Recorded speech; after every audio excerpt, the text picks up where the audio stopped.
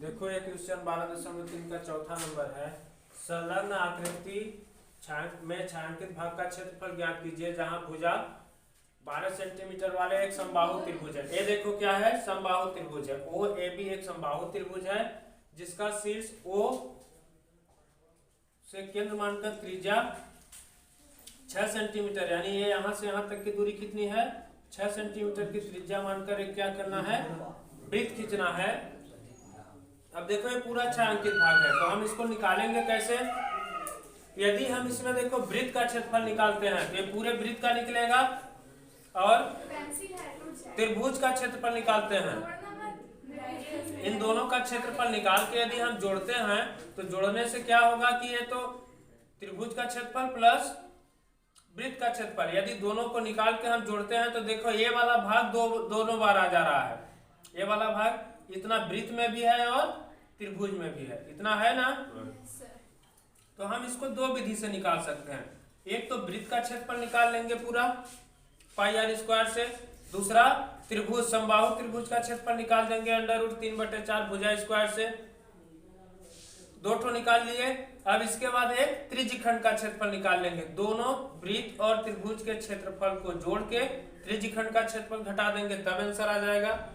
या तो हम इसमें क्या करेंगे, त्रिभुज का क्षेत्रफल निकालेंगे और यहाँ पे ऊपर दीर्घ वृत्त खंड का क्षेत्रफल निकाल देंगे, दोनों को जोड़ देंगे तब आंसर आ जाएगा। दो तरह से कर सकते हैं।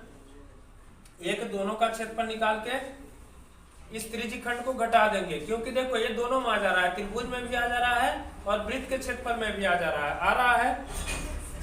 तो इसको या तो ऐसे करो कि वृत्त का क्षेत्रफल प्लस त्रिभुज का क्षेत्रफल माइनस त्रिज्यखंड का क्षेत्रफल, तब छायांकित भाग का क्षेत्रफल आएगा। या तो हम इसको कर देंगे कि त्रिभुज का क्षेत्रफल प्लस दीर्घ त्रिज्यखंड का क्षेत्रफल। तो ऊपर वाला दीर्घ ये त्रिभुज में ही इतना निकल गया, तब क्या बचा है, इतना दीर्घ ही वाला ही बचा है, तो दीर्घ का निकाल के जोड़ देंगे तब छायांकित भाग का क्षेत्रफल आ जाएगा। समबाहु त्रिभुज की भुजा कितना है, 12 सेंटीमीटर। इसका क्षेत्रफल निकाल लो। समबाहु त्रिभुज का क्षेत्रफल बराबर क्या होता है, √3/4 भुजा स्क्वायर। तो ये हो जाएगा √3/4 भुजा का मान 12 का स्क्वायर अर्थात 12 × 12। तो ये हो जाएगा 4×3 12। जब इसका गुणा करेंगे तो 12×3 36√3 सेंटीमीटर स्क्वायर। ये आ गया समबाहु त्रिभुज का क्षेत्रफल। अब यहाँ पे देखो कि ये समबाहु त्रिभुज के क्षेत्रफल में कितना आ गया, इतना ये पूरा आ गया ना। एक इतना वृत्त भी आ गया, जो त्रिज्यखंड है ये भी आ गया। तो अभी इधर ऊपर वाला बचा है, तो ऊपर वाला क्या है, दीर्घ त्रिज्यखंड है। तो यहाँ पे हम लिखेंगे, हम जानते हैं कि समबाहु त्रिज्यखंड समबाहु त्रिभुज का प्रत्येक कोण 60 डिग्री का होता है।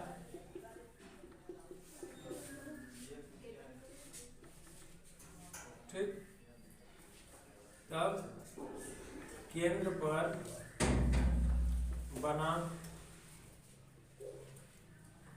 दीर्घ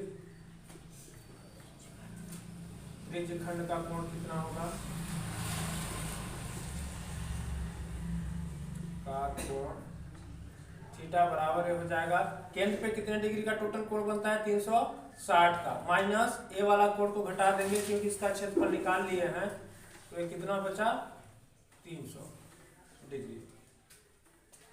अब दीर्घ त्रिज्यखंड का क्षेत्रफल निकालो। दीर्घ त्रिज्यखंड का क्षेत्रफल बराबर वही हो, क्या होता है, पाई आर स्क्वायर गुणे θ/360। तो पाई का मान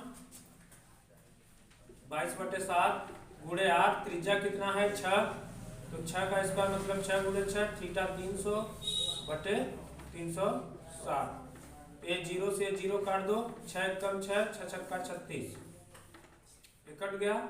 अब इसका गुणा कर देंगे तो हो जाएगा 22×3 66, 660 बटे 7 सेंटीमीटर स्क्वायर। यह आ गया दीर्घ त्रिज्यीय खंड का क्षेत्रफल। अब निकाल लेंगे छायांकित भाग का क्षेत्रफल। छायांकित भाग का क्षेत्रफल बराबर क्या होगा, समबाहु त्रिभुज का क्षेत्रफल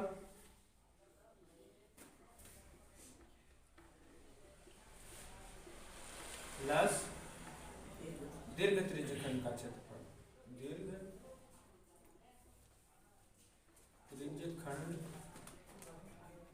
का क्षेत्रफल।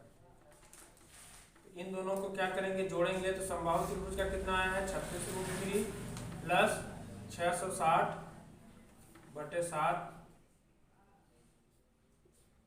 Centimetre square. ये हो गया छायांकित भाग का क्षेत्रफल।